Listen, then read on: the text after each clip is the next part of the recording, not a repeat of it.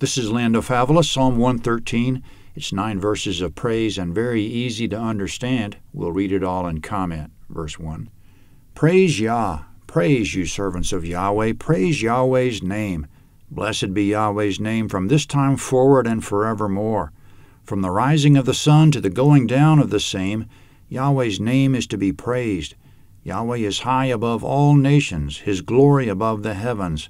Who is like Yahweh our God, who has set his seat on high, who stoops down to see in heaven and in the earth? He raises up the poor out of the dust, lifts up the needy from the ash heap, that he may set him with princes, even with the princes of his people. He settles the barren woman in her home as a joyful mother of children. Praise Yah. Comment from verses 4 to 6, Yahweh is way up there. He's high above all the nations. His glory is above the heavens. He has his seat on high, and he stoops down to see in heaven and in the earth. Israelites understood God was way up there, yes, but also above the mercy seat of the ark, Exodus 25:22, and that he was present everywhere. Quote, where could I go from your spirit, or where could I flee from your presence? If I ascend up into heaven, you are there. If I make my bed in Sheol, behold, you are there. If I take the wings of the dawn and settle in the uttermost parts of the sea, even there your hand will lead me, and your right hand will hold me. Psalm 139, 7-10.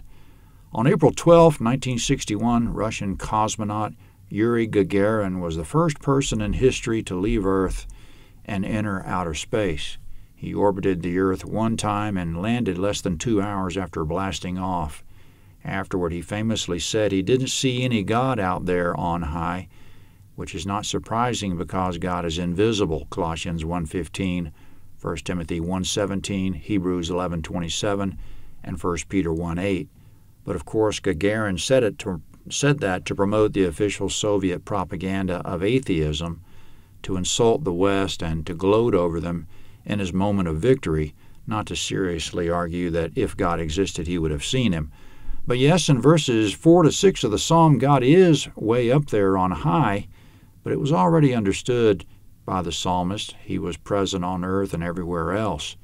That God is on high is a statement of his grandeur more than of his location. And in verse 6 of the psalm, an interesting picture that God's so big, he, quote, stoops down to see in heaven and in the earth, end quote. In the next verse, why does he stoop? To pay attention to the poor and needy, to lift them from the dust and from the ash heap. So the boundless God pays attention to the most insignificant men because he wants to benefit them. He sets them with princes in verse 8. In the last verse, he settles the barren woman in her home as a joyful mother of children, end quote. This circles us 10 psalms backwards to Psalm 103, verse 3, which says Yahweh heals all your diseases. For a woman who desires children, we'll say something similar here to what we said there about healing. Let's not take anything away from God and his ability to provide a husband, for one, if that's the issue, or his ability to heal infertility, if that's the issue. Most of us have seen women who are trying for a long time to finally be successful and conceive. Let's joyfully ascribe to God his ability to do all that. Psalm 114 is next.